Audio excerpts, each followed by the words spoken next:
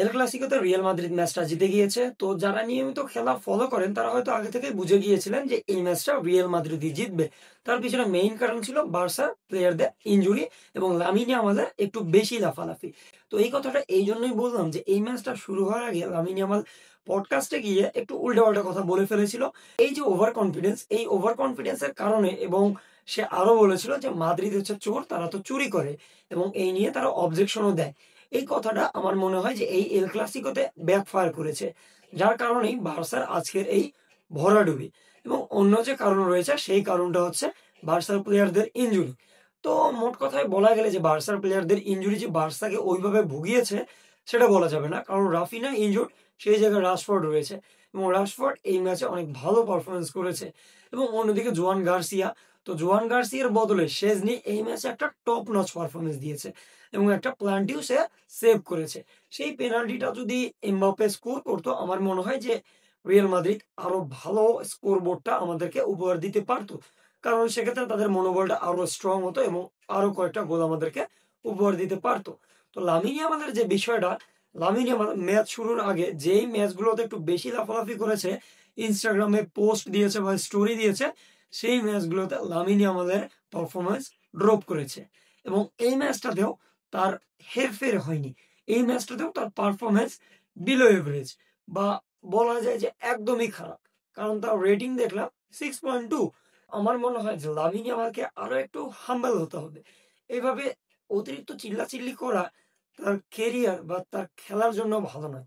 এবং সে যখন এই কথাগুলো বলে, সে আবার ট্রাম্প কার্ড ইউজ করে এবং বলে যে আমার মনে হয় এই কথাগুলো বলার কারণে এল ক্লাসিকোতে আমাকে ফাউল করা হবে। অন্যদিকে যদি আসা যায় তাহলে রিয়াল মাদ্রিদের প্লেয়ারদের পারফরমেন্স, এক্ষেত্রে ভলভার্দের কথা না বললেই নয়, সে একটা টপ নচ পারফরমেন্স দিয়েছে।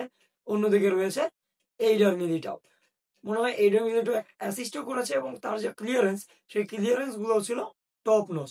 অন্যদিকে বেলিংহামের কথা যদি না বলি তাহলে হয়তো অপরাধী হবে, কারণ বেলিংহাম একটা গোল করেছে এবং অ্যাসিস্টও করেছে এবং বেলিংহামের পারফরমেন্সটা ছিল টপ নচ।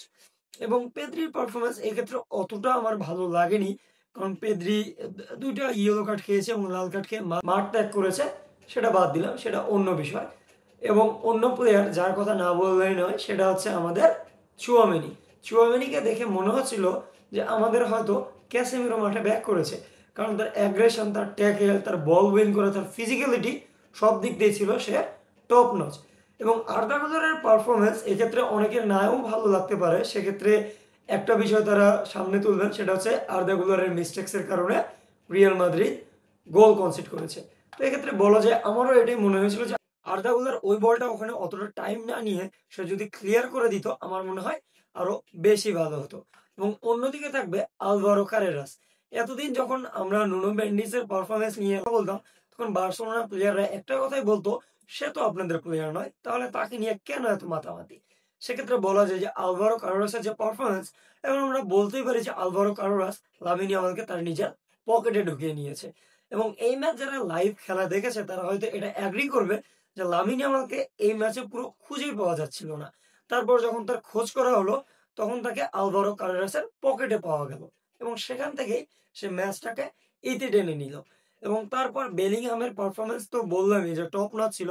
এবং ভিনিসিয়াসের পারফরমেন্স, আমার মনে হয় যে ভিনিসিয়াসের পারফরমেন্স ছিল টপ নচ।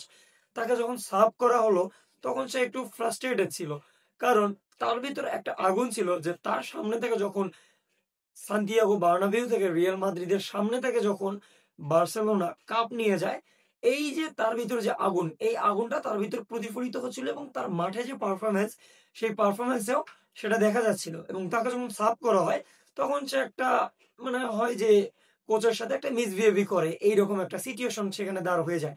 কিন্তু আমার মনে হয় ভিনিসিয়াসের দিক থেকে এটা যেমন শ্রেয়, তেমনি যদি আমরা সাবি আলোনসোর ক্ষেত্রে একটি জিনিসটা চিন্তা করি, সেক্ষেত্রে আমার মনে হয় জাবি আলোনসো একটা জিনিস চিন্তা করেছে যে আমার এখানে অ্যাটাকের চেয়ে সবচেয়ে বেশি গুরুত্বপূর্ণ হচ্ছে এখন ডিফেন্স। এমন একটা প্লেয়ার আমার দরকার, সে অ্যাটাকও করতে পারবে এবং যখন আমার আলভারো কার্লোসের ডিফেন্সের সাহায্য প্রয়োজন তখন সে সাহায্য করতে পারবে।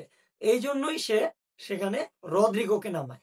এবং এক্ষেত্রে ব্রাহিম ডিয়াজ যখন মাঠে নামে আর্দা গুলারের বদলি হিসেবে, সেক্ষেত্রে আমার মনে হয় যে ম্যাচের পারফরমেন্স আরো একটু ভালো হয়েছে, যেটা ভালো হওয়ারই কথা, কারণ আর্দা গুলারকে আমরা উইংয়ে নামাছিলাম, কিন্তু আর্দা গুলার সেক্ষেত্রে মিডফিল্ডে কাজ করতেছিল।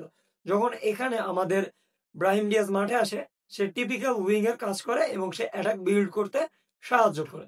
তো একটা জোকারের কথা আমার মনে ছিল না এতক্ষণ। সেই জোকারটা হচ্ছে বার্সেলোনার প্রেসিডেন্ট। সে একে তো উচ্চ গলায় বলল যে আমরা সান্তিয়াগো বার্নাবেউ যে জয় ছিনিয়ে আনবো, এবং মাদ্রিদকে নিয়ে বিভিন্ন ধরনের অ্যালিগেশন করলো। বিভিন্ন প্রেস কনফারেন্সে গিয়ে উচ্চ গলায় বলল যে আমার জন্য স্বর্গ হচ্ছে ওই মুহূর্তটা যখন প্রতি 5 মিনিটে বার্সেলোনা রিয়াল মাদ্রিদকে গোল দিবে। এটাই হচ্ছে তার জন্য স্বর্গ। একটা প্রেসিডেন্টের মাইন্ডসেট কতটা লেম হলে সে এই ধরনের কথা বলতে পারে। আমার মনে হয় এই সকল কথাবার্তা বলবে আমার মতো ফ্যান বা যে টিপিক্যাল ফ্যান বেজ রয়েছে এই ফ্যান বেজের দর্শকেরা।